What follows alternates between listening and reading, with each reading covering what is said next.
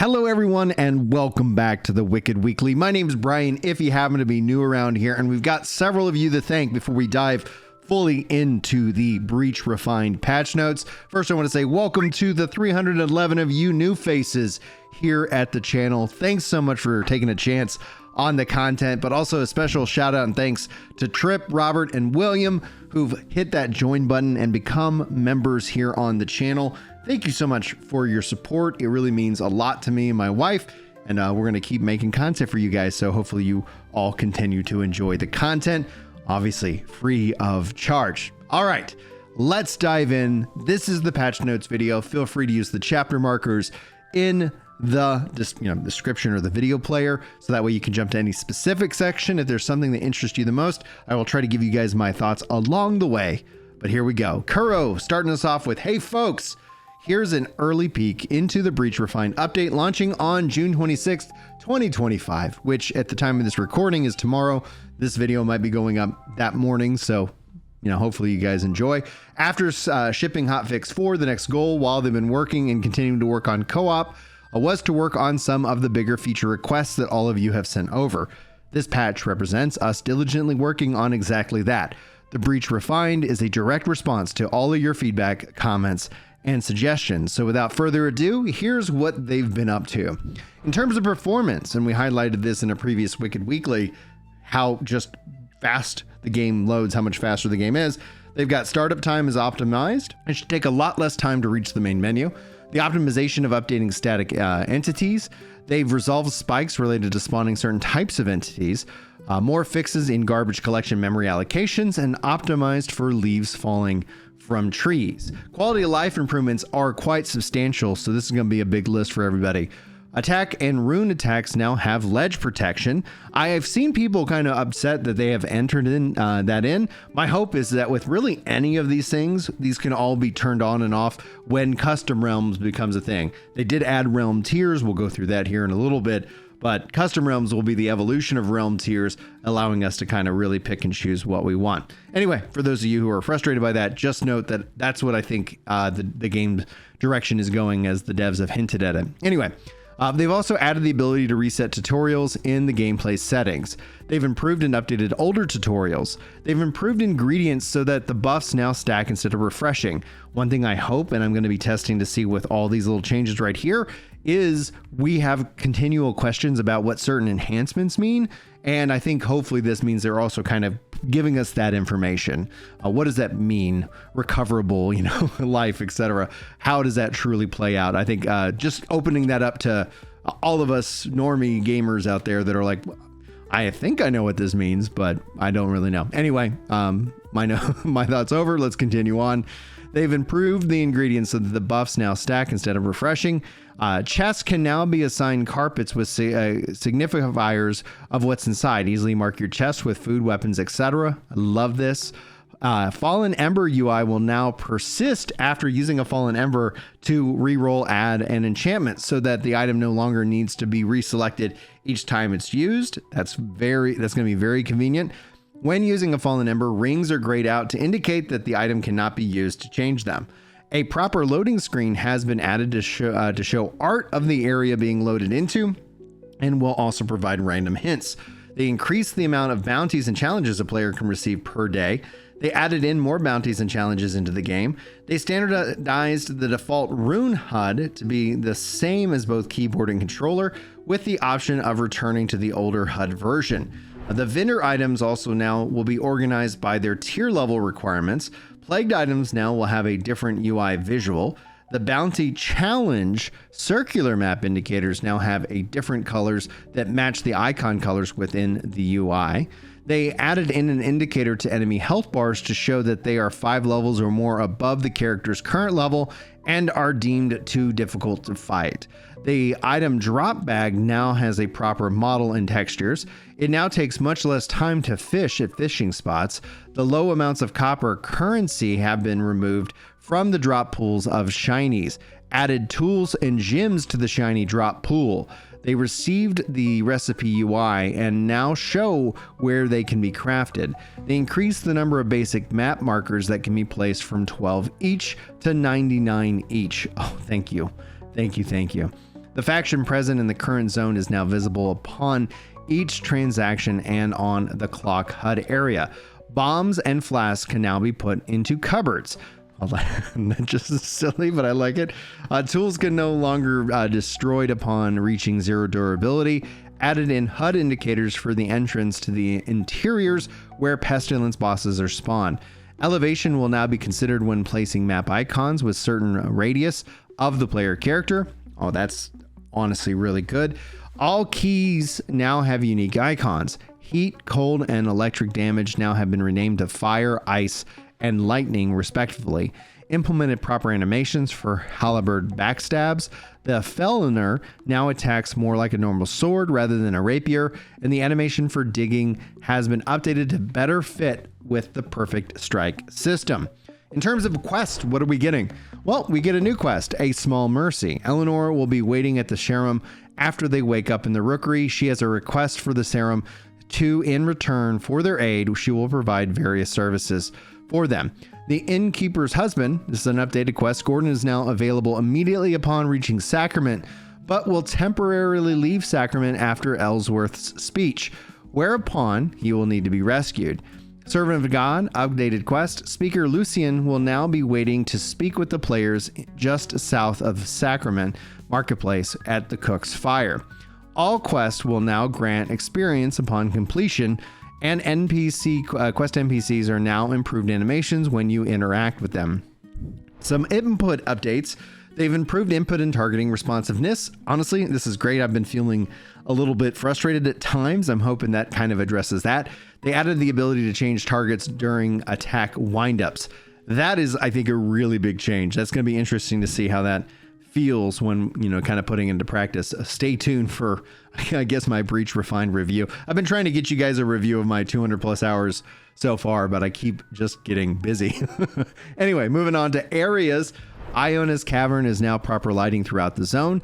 Eleanor's and Whitaker's Tier 3 interiors are now integrated with Sacrament and now exist in the overworld itself, so no more loading required to get into those doors. They have a goal of actually doing that for all the various different areas, so stay tuned. We'll see if they continue to make that happen. Birch trees in front of the Marin Woods Zone entrance have been repositioned to be more spread out in the area. Regarding vendor changes, Eleanor can now extract and destroy gems. I'm excited about this. Now, extracting a gem from an enchanted item will destroy the item, but will recover the gem for future use. Destroying a gem and an enchanted item will clear the gem slot and preserve the item. What's important here is this looks like it's a typo, just to kind of call this out. We know that the uniques and we know that the masterworked items will not be destroyed, so you can add and remove gems on those items as you deem fit. However, the enchanted and in terms of the cursed, those would be destroyed. Gems can be extracted from non-enchanted items, common and masterwork rarely, without the items being destroyed. So I think they maybe meant something there. So it looks like maybe a little bit of a typo, but anyway, moving on. Essentials vendor menu via unlocking scavenged remains now has a wide variety of items available, including fallen embers, gems, runes, gear, recipes, upgrade materials, etc. Fellhorn set is now sold by Mira and Miri, tier 2. Iron stud interrogators are now sold by Ilaria. Added map markers to Marion village vendors, and then Maria and Mary now sell 5 garments of leather each day. Vegetable cake recipe added to Gordon's tier 3 shop, and items sold by Finley now cost 50% less. I have rescued that guy. He has not shown up for me at all. One of these days, Finley, I'm going to find you. And yes, I have completed his little quest and unlocked him. But yeah, the mystery continues. Hopefully this update maybe fixes that problem. Other resources have been removed from the possible items that Finley sells. Now, regarding systems, difficulty tiers have been added. When creating a realm, select from 3 difficulty levels for your playthrough. Whether you are a beginner or an expert, looking to play casually or looking for a challenge, you're going to have a great way to set the difficulty you want. This is also changeable in your experience. Difficulty tiers that are currently available: Path of the Torn for players who are newer to Wicked and would like a more relaxed experience. Enemy HP is reduced by 20%. Enemy damage is reduced by 50%. That's huge. Path of the Chosen, basically how the game is currently.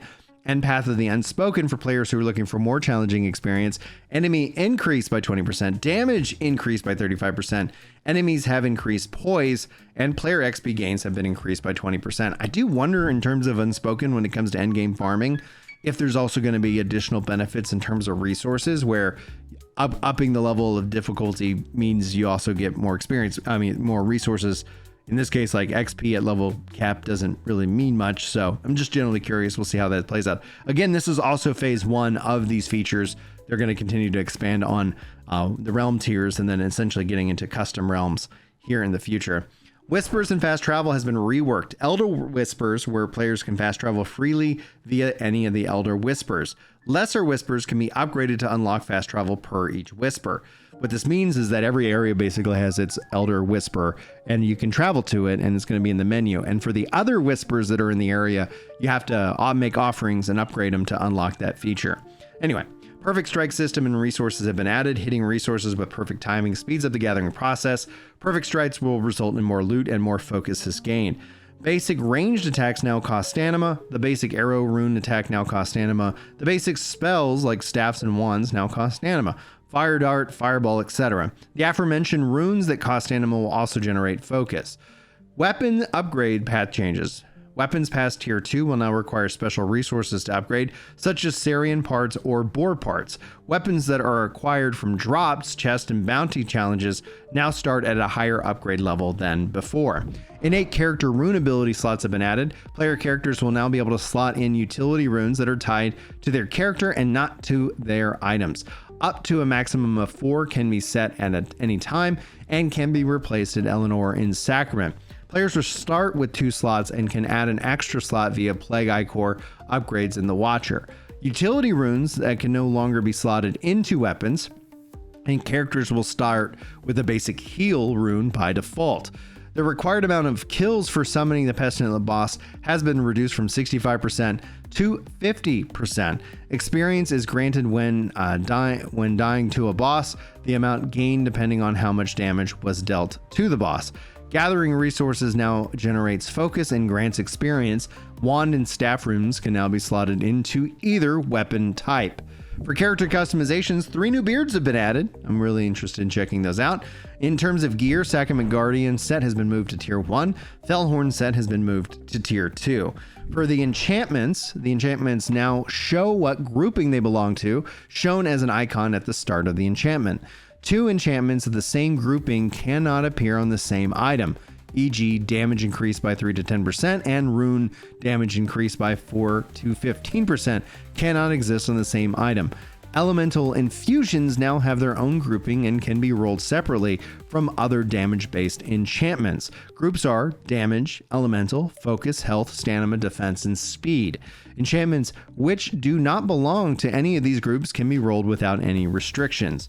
Enchantment buffs. During a duration of status effects granted by enchantments is increased. Health and focus regeneration values on enchantment gems have been doubled. Ooh. Regenerate health enchantments now also scale with healing stat, and regenerate focus enchantments now also scale with a focus gain stat. I think this overall is going to be good. I'm sure I'm interested because I can see how some people might be frustrated.